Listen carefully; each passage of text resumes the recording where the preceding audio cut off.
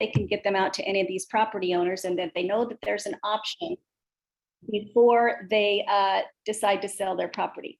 I did ask, Victoria, I hope it's okay with you. I did ask that we record this piece of the work group meeting today because it could be a great educational clip that we could put onto the website. And that way there's a specific point of reference for anyone who wants to know about this tenant-owned property thing. So if you're ready, go ahead, Victoria. Wonderful. Thank you guys. Can you guys all hear me? Perfect. See nods. Okay. So Kiki told me that I have 5 minutes. So I'm going to try and give a very high level overview, and just pause me if you have questions as I'm going through this, because it's in my world a little straightforward, but it's also really complex. So my name is Victoria Banyan. I work for Northwest Cooperative Development Center. We are based out of Olympia, Washington. We serve all of the Pacific Northwest doing cooperative development. I specifically work for the ROC Northwest program within the development center. I am the marketing acquisition specialist for the ROC Northwest program.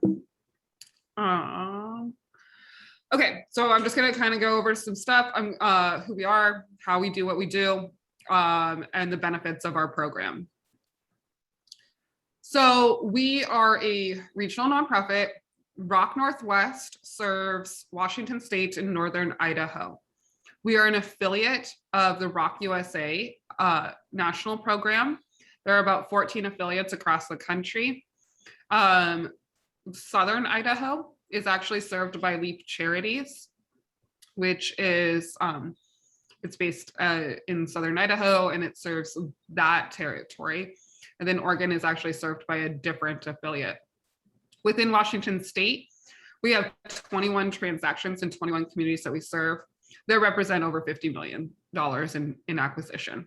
And that's about 1,000 households, 1,000 families that we serve. So what do we do? What we do is we work with owners and sellers of manufactured housing communities to put their property under contract for purchase. It's an assignable purchase and sale agreement. And once we have that under contract, then we work with the residents to form a housing cooperative.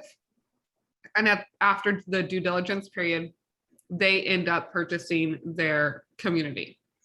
So that sounds like a crazy idea, and it is, and it happens really quick. We have dedicated financing because we're an affiliate of ROC USA. We have dedicated financing through their CDFI. It's called ROC Capital. So I've already, before I put the park under contract, I've already talked with the financing. I know that they're on board. I know that they're going to fund it. I also know that they're going to fund it at over 100% loan to value, which gives the residents money and cash in the bank to start with. They start with reserves already in place.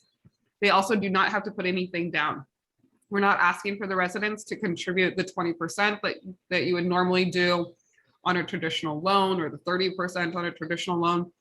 The residents are not asked to put any equity up front into the community for acquisition. I'm sorry, I have a cold because I have children. But so we come with financing. We are competitive in the sense that we have market standard timelines. We know that there is a ton of investors buying these manufactured housing communities, and timeline and price are the biggest two factors. So we are going to be offering market standard pricing. We're not going to lowball it for the owner or the seller. We are giving market financing or market purchase price and market standard timeframes, which is about 60 to 90 days or so, sometimes longer, depending on what's going on with the community.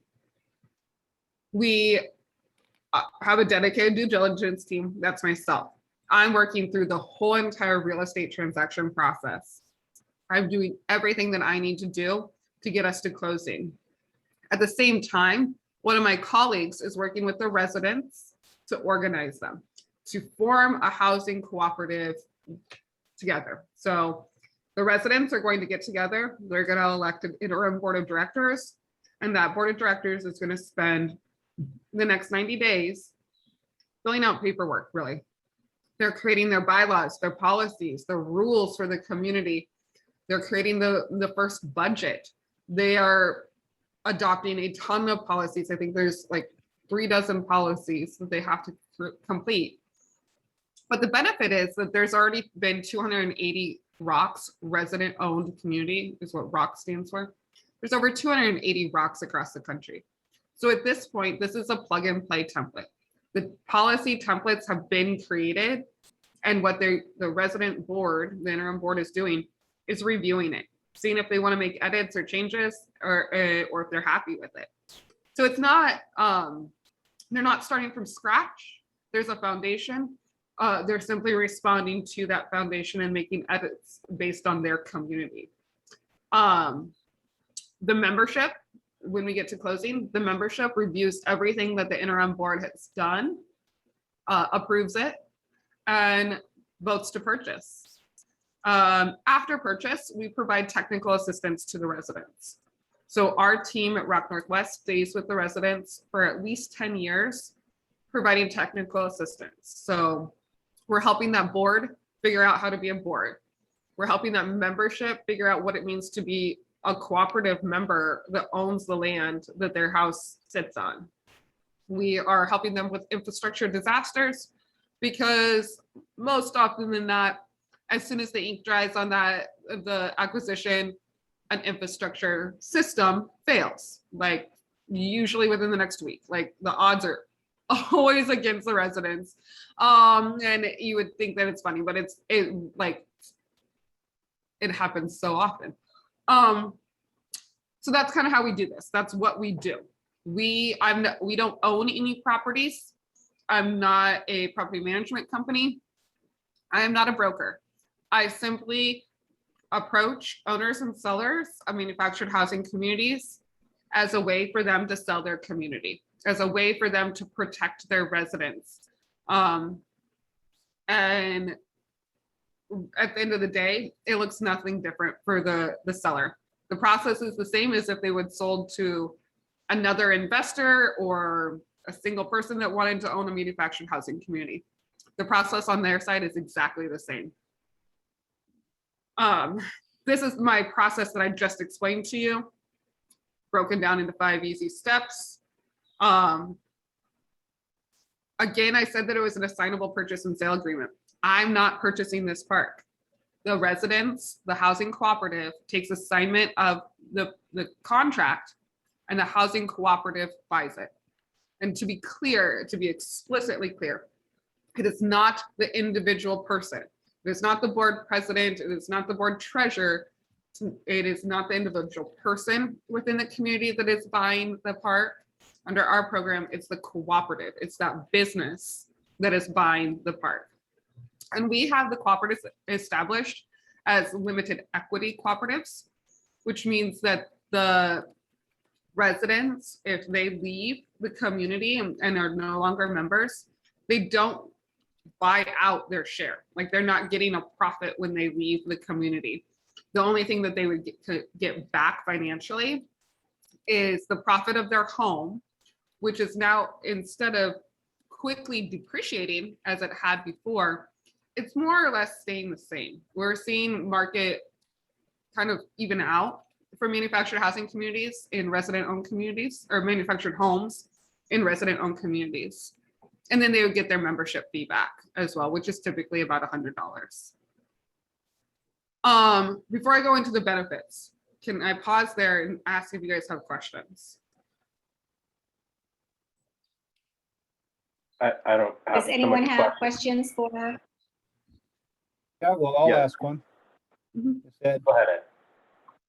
let's say that not all the residents of the community want to participate in it. How does that work? So we strive to get, the funding has it's a little wonky. So the best answer that I can give you is not everybody has to join in membership.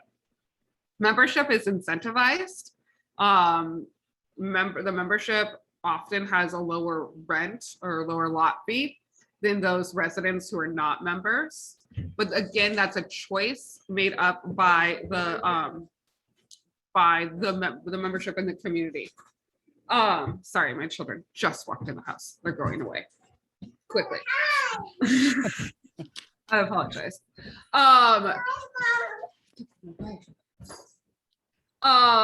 So not everybody has to join in membership. The typical expectation is that over half of the residents join in membership. During that 90-day process, usually in the first like 30 days, we'll get a quarter of the residents to join in membership. And then by like in the last 10 days or so, the rest of the residents join in membership. Usually we have about 80 to 90% of the residents have joined in membership by closing, because they realize that it is a real process and it is possible and it's not a scam. Like it seems very much like a scam when we go in Right, for the yeah. first time. Mhm. How can you get more than 100% loan to value? I mean, what is the safety for the bank? I mean, or the lender?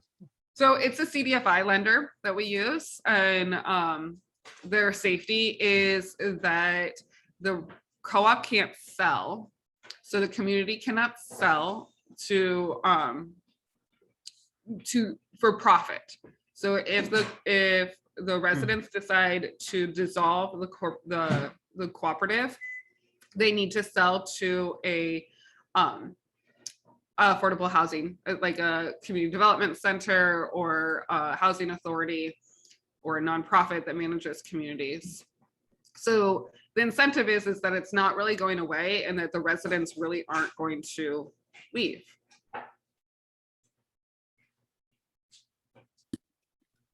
Okay, I'm going to keep going quickly and talk a little bit about the benefits. So one of the things that we have seen, we had a study done on our rent increase. As I mentioned, the residents, the cooperative sets the budget, the annual budget.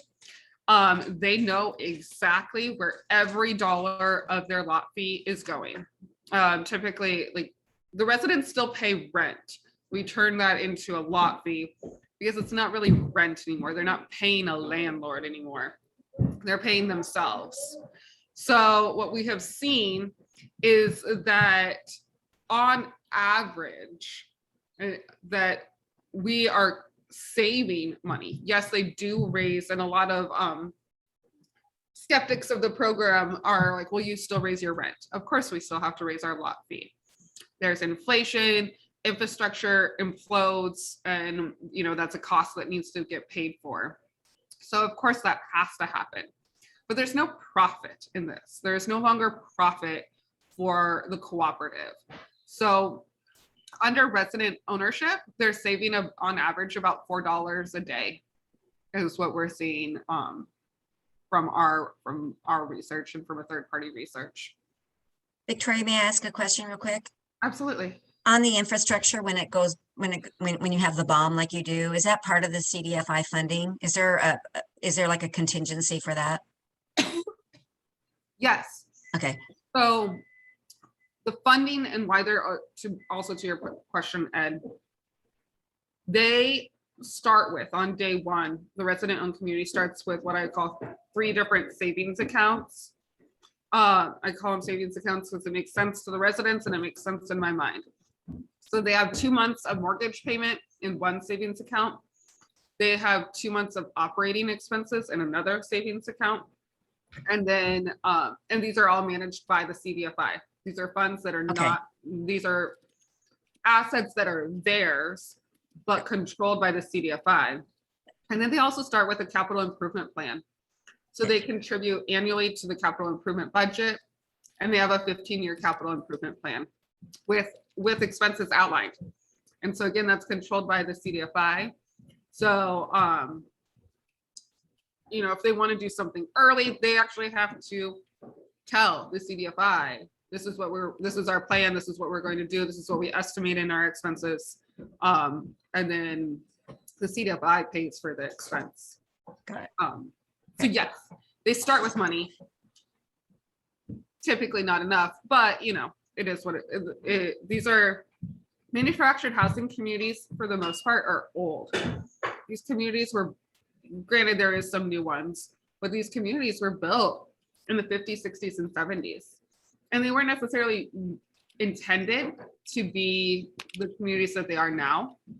And so their infrastructure is often not maintained as well as it should be, or built with materials that are no longer legal, no longer appropriate. And so, you know, oftentimes if there's a break in, say a septic system, it's a catastrophic failure, which requires actually connection to municipal sewer, which is expensive. So we try to do the discovery ahead of time to make sure that we're budgeting accurately for that. But you never know. And then my last slide here. So like I mentioned, we stay with them. We stay with them for a minimum of 10 years. And that's part of the condition of funding as well, is that we provide technical assistance. We're not just leaving after we close. We work with the residents. We go to their monthly board meetings. We're talking with them constantly. We're providing wraparound services too. We're hiring for a position right now that would provide more case management. We're seeing that partially due to COVID, partially due to a lot of things, a need for case management for our residents. And so we're providing that kind of service and support for the community as well. After 10 years, they are able to continue with us. And we actually have a community that just celebrated their 10 years. And they have elected to continue with us. And they just pay Northwest Cooperative Development Center a technical assistance fee. And it's a minimal fee that they pay for support that we've been providing. So what's next? Let's go to Coeur d'Alene. Let's get into Northern Idaho. We have been serving Washington State and really focusing on that program and those communities really since 2008. And part of my focus and wonderful timing with Kiki and the passion that I hear from her is that there's a lot of need for this program in the Coeur d'Alene area in Northern Idaho. And so I'm excited to have this conversation with you guys. I want to continue and see how we can partner together to move forward and to see how we can bring the awareness of this program to the owners and the sellers in Idaho. And that's it. There's my contact information. So that's my presentation.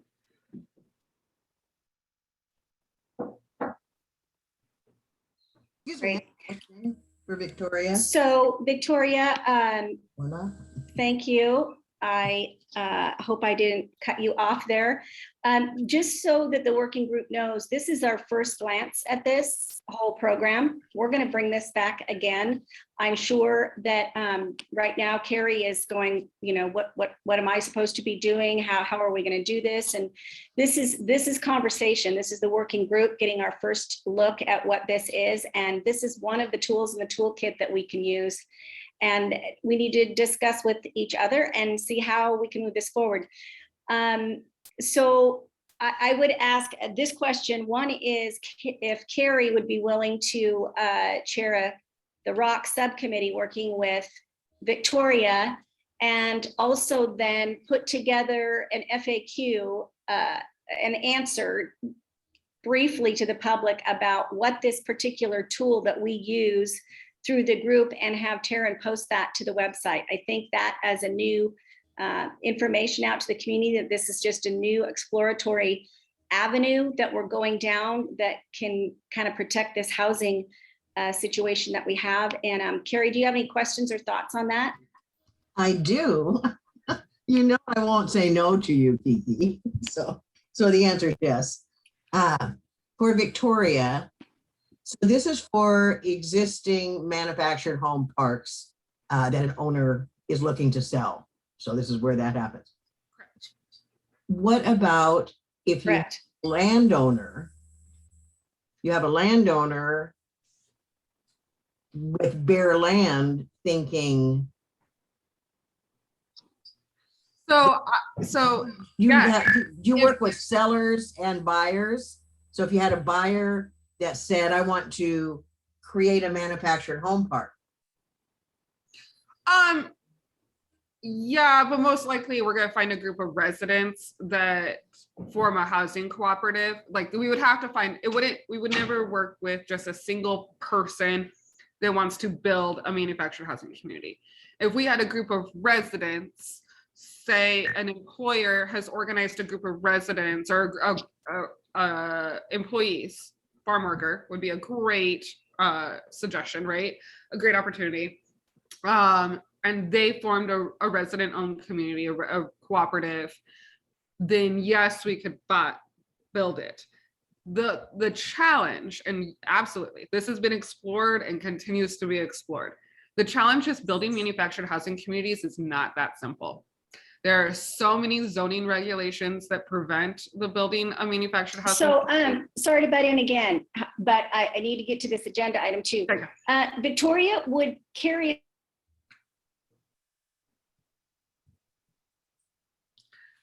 Carrie, I think Kiki wants us to get together. I think so. Yes. We can do that. Yes. Carrie, yeah, feel free to send me an email and we'll I will. connect. Yeah. I'm actually in Spokane, so I'm just across the street. Okay. Really.